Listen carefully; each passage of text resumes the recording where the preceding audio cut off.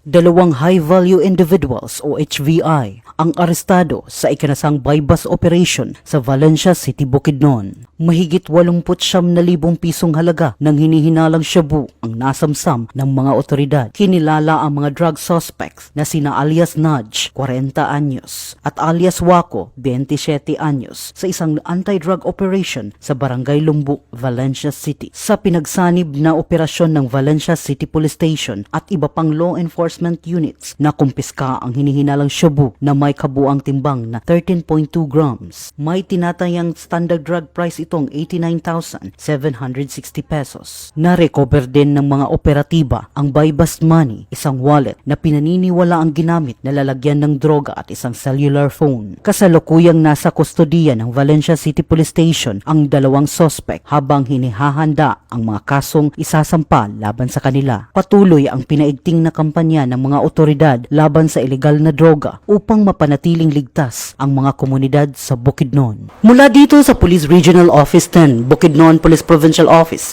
ako ang iyong PNN correspondent, Police Corporal Michelle Gulay Abatayo, alagad ng batas, tagataguyod ng Balitang Pulis.